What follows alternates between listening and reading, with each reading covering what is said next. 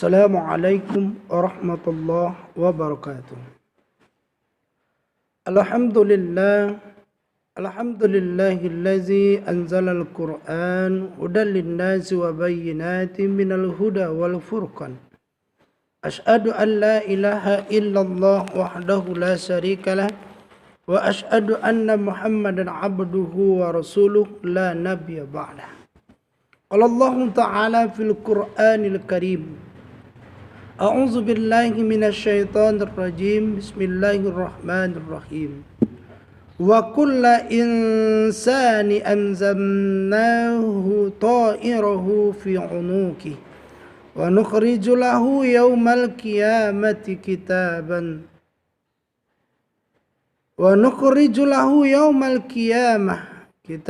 yalqahu mansura. Iqra' kitabak kafa binafsikal yawma 'alaika hasiba. Shadaqallahul azim. Al-Quran surah Al-Isra ayat yang ke-13 dan yang ke-14. Bersyukur kita kepada Allah, alhamdulillah. Sampai hari ini Allah masih izinkan kita untuk menghirup udaranya. Alhamdulillah, kita masih dapat melihat matahari terbit dan juga dapat melihat saudara-saudara kita di luar sana. Salawat beriring salam kita berikan pada Nabi besar kita Muhammad sallallahu alaihi wasallam. Allahumma salli ala Muhammad wa ala ali Muhammad. Para pendengar sekalian, pesan singkat kita pada hari ini berdasarkan surah Al-Isra ayat yang ke-13. Allah katakan dalam Al-Qur'annya, tiap-tiap manusia itu telah kami tetapkan amal perbuatannya sebagaimana tetapnya kalung pada lehernya, dan kami keluarkan baginya pada hari kiamat sebuah kitab yang dijumpainya dalam keadaan terbuka. Bacalah kitabmu, bacalah Al-Quran, cukuplah dirimu sendiri pada waktu ini sebagai penghisab terhadapmu.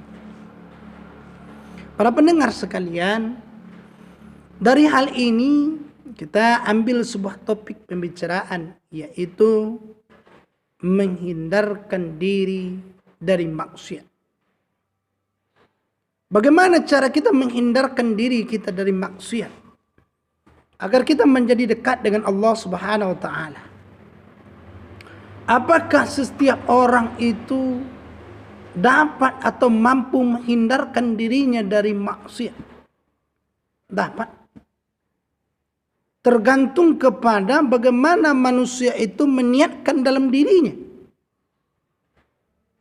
Bagaimana manusia itu meniatkan dalam dirinya untuk jauh dari maksiat.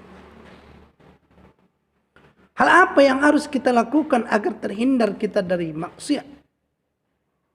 Yang pertama dalam Al-Quran, Iqra' kitabak. Alihkan perhatian kita dengan membaca Al-Quran. Jauhkan diri kita dengan kegiatan-kegiatan yang tidak bermanfaat. Terhindar kita dari maksiat, yaitu membaca Al-Quran. Maksiat itu akan terjadi apabila kita jauh dari Al-Quran. Kita sibuk membicarakan pembicaraan orang lantaran apa? Kita lupa untuk membaca diri kita sendiri. Lupa untuk mengkoreksi diri kita sendiri. Kita patut untuk membaca orang lain padahal kita tak patut. Seolah-olah kitalah yang paling benar. Padahal sebetulnya kita banyak salahnya. Maka agar terhindar kita dari maksiat, maka bacalah Al-Quran. Iqra' kitabak. Al-Quran hudan linnas wa bayyinatin minal huda wal furqan. Al-Quran menjadi petunjuk bagi manusia. Dapat membedakan dari dirinya, ini hal yang baik dan ini hal yang buruk pada dirinya. Hadirin sekalian yang dirahmati oleh Allah. Maka dari hal ini bulan puasa menitikkan kita, menuntun kita agar membaca Al-Quran, gemar dalam membaca Al-Quran. Kita latih diri kita untuk membaca Al-Quran. Tak mampu kita membaca 1 juz dalam sehari. Minimal lah selembar. Tak bisa selembar sehalaman. Tak bisa sehalaman, semampu kita. Apa yang bisa? Pak Ustaz, kami dah tua, Pak Ustaz tak bisa lagi baca Al-Quran. Maka lakukan dengan cara yang sederhana. Apa itu? Istami' Al-Quran. Mendengarkan Al-Quran. Ada orang yang membaca Al-Quran, kita dengar. Mendengar sama pahalanya dengan orang yang membaca. Pak Ustaz, kami pun tak bisa, telinga sudah mulai jauh Pak Ustaz. Apa yang harus kami lakukan? Maka bacalah bacaan yang masih ada dalam memorimu. Apa yang dapat? Bismillahirrahmanirrahim. Yasin wal Qur'anil Hakim. Boleh? Kenapa surah Yasin Pak Ustaz? Mengingatkan kita bahwa kita sudah beransur umur kita. Hari berganti dengan minggu, minggu berganti dengan bulan, bulan pun berganti dengan tahun. Dulu masa kita masih anak-anak, sekarang sudah remaja. Sekarang masa remaja, besok sudah dewasa. Dewasa, lusanya sudah menjadi seorang lansia. Baca Al-Quran. Tak dapat itu Pak Ustaz, apa yang hafal? Bismillahirrahmanirrahim. Qul huwallahu ahad, Allahus samad, lam yalid wa lam yulad, wa lam yakul lahu kufuwan ahad. Sadaqallahul azim. Boleh. Kita ulang-ulang membaca Al-Quran sehingga dapat pahalanya pada diri kita. Itu hal yang pertama agar kita terhindar dari maksiat. Yang kedua, apa yang harus kita lakukan? Sedekah. Bersedekah. Sedekah melatih diri kita agar kita tidak menjadi orang-orang yang bakhil, pelit. Bersedekah. Sedekahlah kita pada orang lain. Tak mampu kita bersedekah banyak, pas sedikit demi sedikit. Insya Allah. Yang penting kita ikhlas dalam bersedekah. Bagaimana cara memberikannya Pak Ustaz? Ada orang mengatakan memberi tangan kanan tak tahu tangan kiri. Agar kita tidak menjadi orang yang sombong atau orang yang ria. Maka memberilah terhadap orang lain. Orang-orang yang memberi terhadap orang lain jangan engkau sebut. Maka bersedekah. Pak Ustaz, saya tak punya harta, Pak Ustaz. Apa yang mau saya sedekahkan? Saya hanya punya fisik. Bantulah. Banyak hal yang dapat kita lakukan. Bantu. Bantu saudara kita. Bagaimana cara bantunya Pak Ustaz? Sekarang kita lihat. Dan terjadi pada saat ini. Peristiwa kita diuji. Keimanan kita diuji. Orang butuh bantuan kita.